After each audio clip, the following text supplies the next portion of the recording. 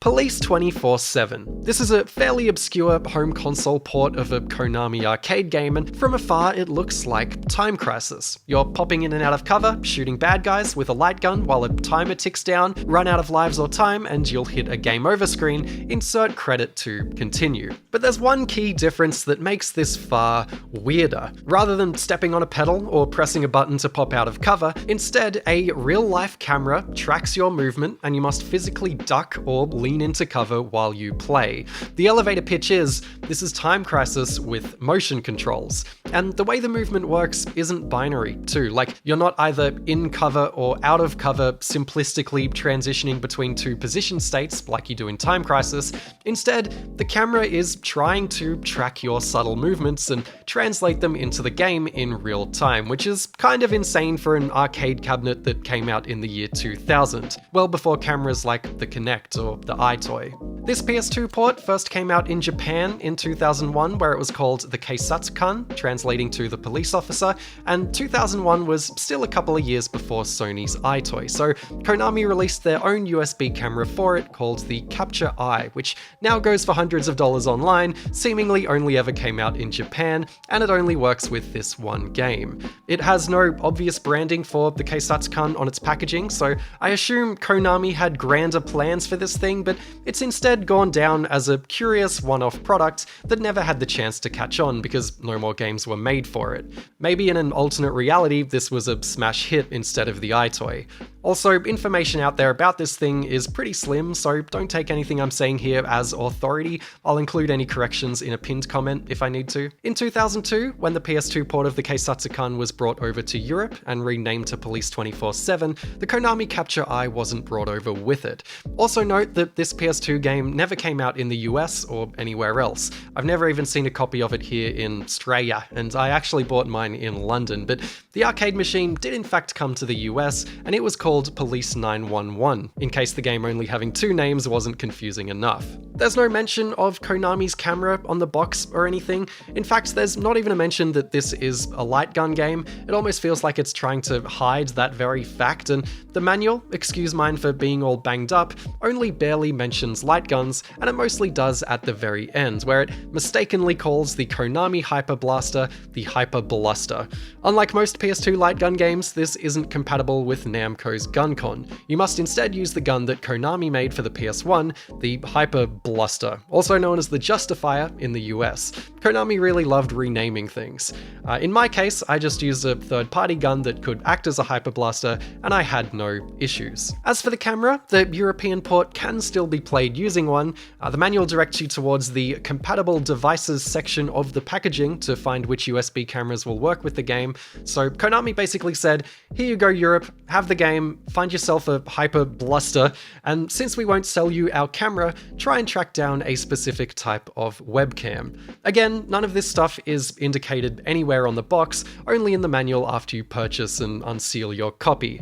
The problem now is the EyeToy doesn't work with this, and I'm not sure if the quote-unquote compatible devices section of the packaging exists or ever existed. I certainly couldn't find it anywhere in or on my copy or online. I'll give Konami the benefit of the doubt and say that I'm missing an insert that has a list of webcams, but you know, who knows. If you Google Police 24/7 webcam compatibility, you'll either find yourself flagged by your government for doing a slightly suspicious search, or you'll land on this Blogspot page from 2014 where its writer asked Konami Europe's support for a list of compatible webcams back in 2002, and they responded with this list. Most of these webcams share the same or similar chipsets and sensors, which, you know, makes sense, right? Like, assumedly these are what the Capture Eye used, and they range from hard to find to impossible to find for sale online these days. The one I found the most was the Creative Labs Webcam 3, but when you look up experiences playing the game with that webcam, it seems like a lot of people had issues with it. So then I found this video from 2012 by RJ63 that proved the game worked with a Creative Labs Webcam Pro PD1030, even though that camera wasn't on the list. And After reading a few comments from people who had success with this camera, I found one new in box on eBay, paid a stupid amount of money to import it from the States, unboxed it on my second channel if you're interested, and thankfully it worked. So, quick recap, you need a specific type of webcam that's pretty hard to find these days and isn't the ubiquitously popular webcam on the PS2. You need a compatible light gun that's working that isn't the ubiquitously popular light gun on the PS2. Of course, you need a working CRT TV to play the game on because light gun games don't work on anything else. And finally, you can play the Keisatsukan as intended, assuming you have a way to play the game on a working PS2. What a process. So the question then becomes, is this game worth all the effort? It kind of is, and it kind of isn't. It's a weird game, we'll get into it, but first I want to show you how this game appears to work, how the camera technology appears to work. So I have it set up in front of me. This is me, you can see me on the webcam. This is how the game sees me. And the webcam itself is a 640 by 480 webcam, so the game is lowering the resolution. And if you look at that black square down the bottom, you can see the movement pixels, right? You can see the noise that it's picking up from me moving around. And then that little red dot is it sort of averaging out a high position in those moving pixels to track your head. And it's always a high position that it's tracking. So if I start moving my hand around, you can see the dot follows my hand. Basically, it detects motion. It lowers the resolution and it detects pixels that move, and then it finds a dot near the top to put your to track you, basically. And you can see that it's not completely reliable, and it kind of lags behind. And if I get down low, it kind of sits above where it normally does for a bit, and it's a little bit sort of sluggish in a way that is noticeable when you're playing the game. So what you're looking at now is a screen where you can test the sensitivity options of your camera, and you can adjust the sensitivity. I found that the game worked best when the sensitivity was maxed out, which it is right now. And you can see how I move around with the camera, and it correspondingly moves me around in the game. So I can go to the right over here, I can go to the left over here, I can duck down and it should sort of get real low, and then I can go right, lower right and lower left, and it tracks like that.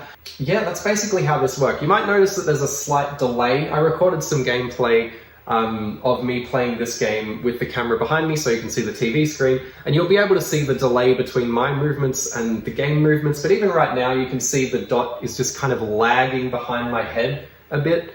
You see how sometimes, like, especially when I go off frame, it doesn't quite see the dot, just stops there. So if you're not fully sort of paying attention to where you are in the camera's frame, you can sort of it can sort of start to feel a bit wrong.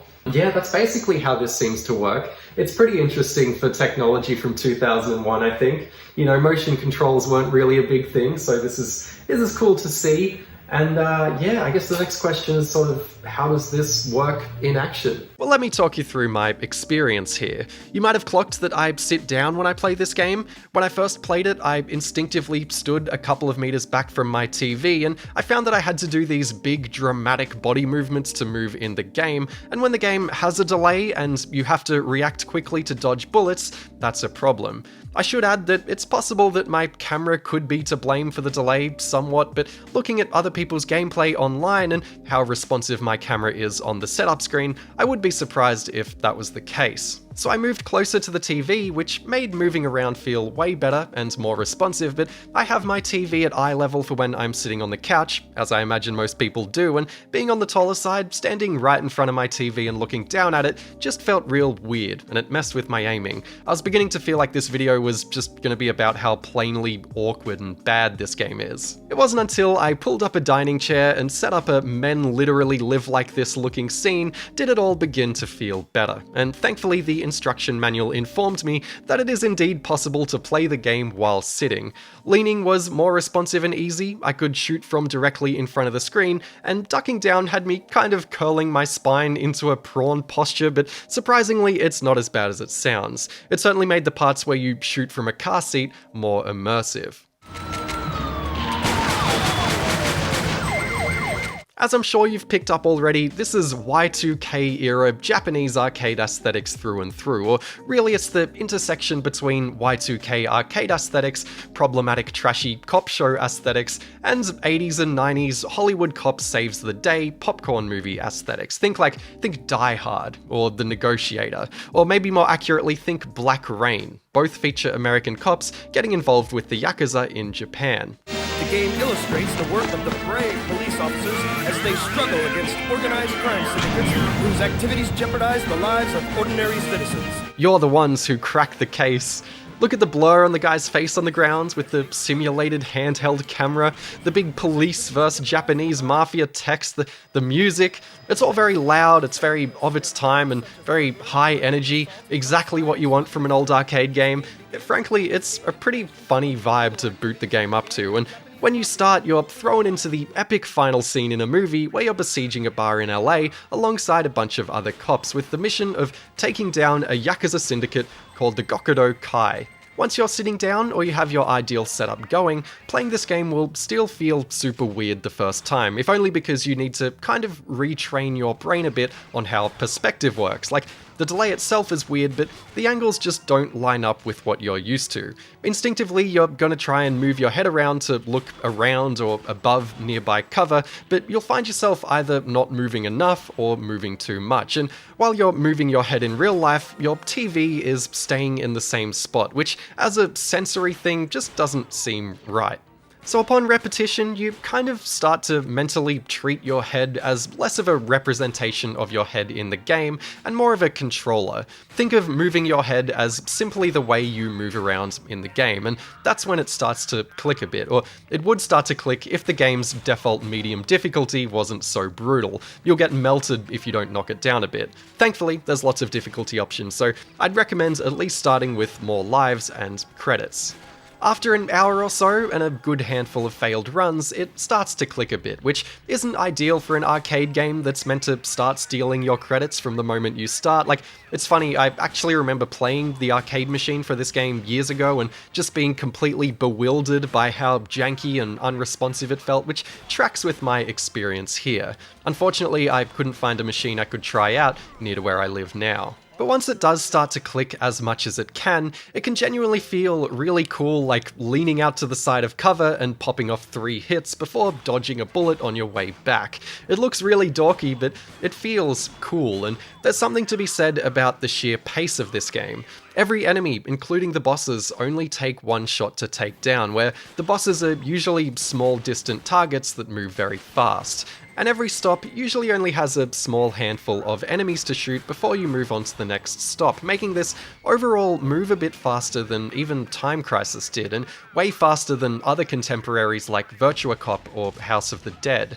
Mix in the pumping, triumphant music and big graphics popping onto the screen, and it's a massive shot of energy. Speaking of Virtua Cop, or really this comparison makes more sense if I bring up Konami's own Lethal Enforcers, a series that Konami apparently acknowledged was part of the same canon as this game, the Keisatsukan also loves to throw a civilian at you for you to try and avoid shooting, and they're always getting in the way in the most ridiculous ways. Like, run away from the shootouts, not towards them. Your teammates would do well not to get in the way too. Shoot a civilian or teammate and your rank will be demoted. You've likely noticed this ranking graphic, which basically promotes you if you're shooting well, and you'll be rewarded with extra time and lives. Get shot and you'll be demoted all the way back down to the bottom, because the officer you were playing as is down, apparently, and you're now supposedly playing as someone new, but the extra time and lives that you earn aren't deducted from the new police officer, which is a bit weird when you think about it. Like, in theory, you could deliberately get shot after ranking up repeatedly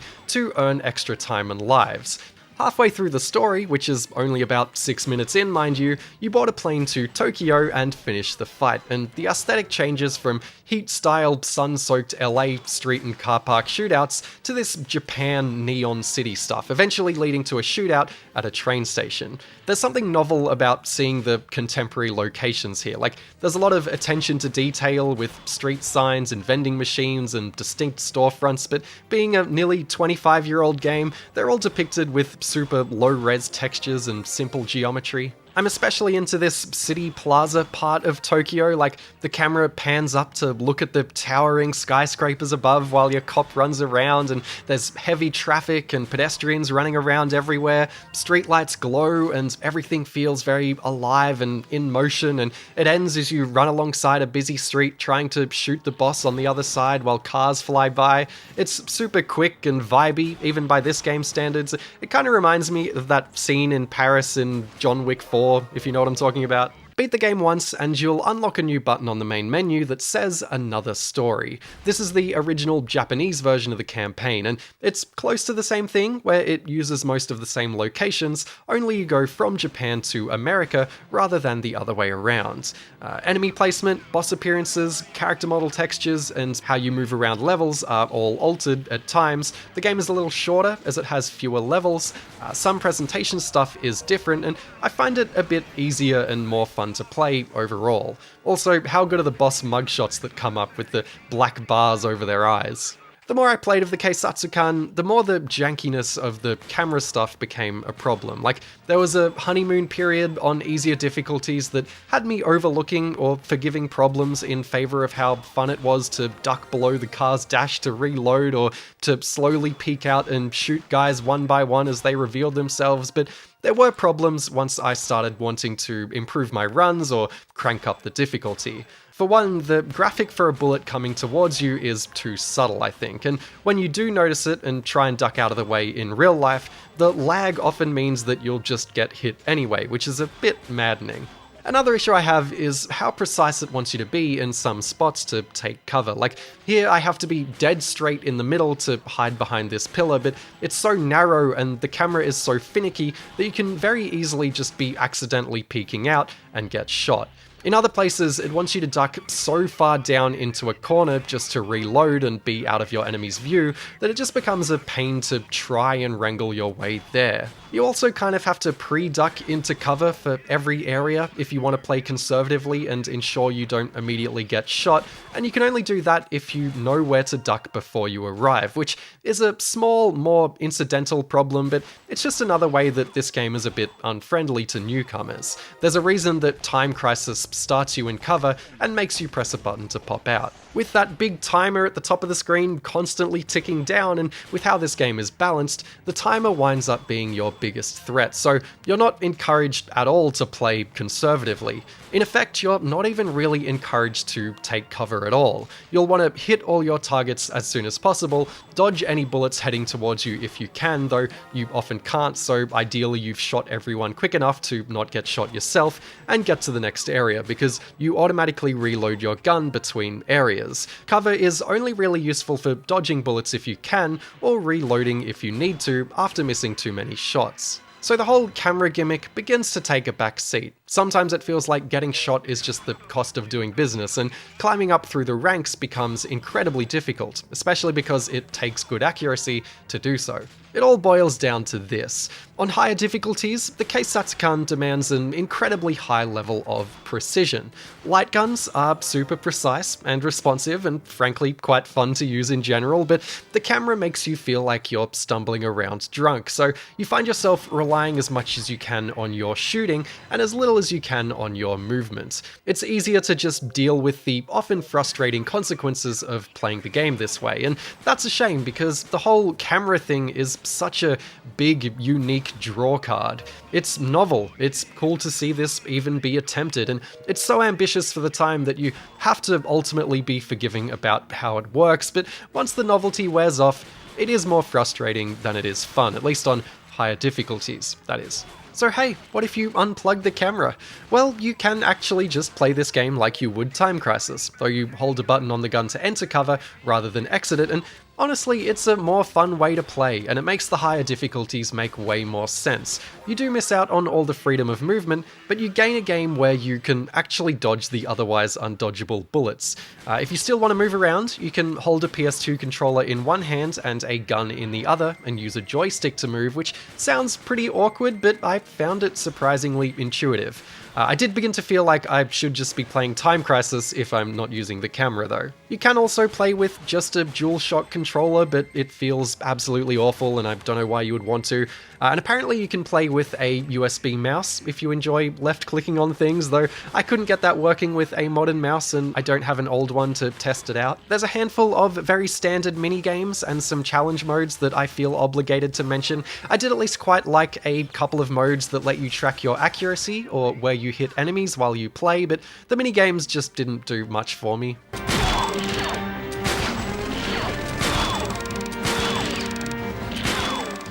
So, ultimately, was the Keisatsukan worth all the effort and money to play? For me, it actually was, but I also find amusement in this kind of thing and I get to make videos about it, and I think for most people, it probably isn't. Like, I recently made a video about a horror game that used the Wii Fit board, and it used its novelty controls in a way that enhanced the experience into something more effective and profound, but here, outside of some glimpses and fun moments, and as much as I wanted to will myself into liking this game, I didn't feel like the camera thing worked overall. A very similar looking sequel to the game released as an arcade machine only in 2001. I'll link some footage of it somewhere. It seems like it let you choose the order of missions you'd like to take. Konami also started a trilogy of sports-themed arcade machines that each started with the word Mocap, where the first game in 2001, Mocap Boxing, apparently used similar camera tech to the Keisatsukan. I'm speculating, but it wouldn't surprise me if they once had plans to port Mocap Boxing to the PS2 as another game that made use of their camera peripheral. Circling back to the Keisatsukan itself, the camera use is the most fascinating thing about this game by far, even if it doesn't work that well, but what I think is ultimately the best thing about this game is its pure pop art value. I've rambled enough about the vibes here, so instead I'll just leave you the full opening cutscene to enjoy. And if you enjoyed this video, click like, subscribe, leave a comment, check out my Patreon, all that stuff helps. Insert call to action here, and as you watch this, pretend you're in an arcade in the year 2000. The mega city of Los Angeles, where crimes such as burglary, mugging, assault, homicide, and smuggling occur. This game begins when police gain information on the illegal activities of a gang of Japanese mafia, the Gokudokai, who plan to smuggle weapons into Japan from America. The game illustrates the work of the brave police officers as they struggle against organized crime syndicates whose activities jeopardize the lives of ordinary citizens.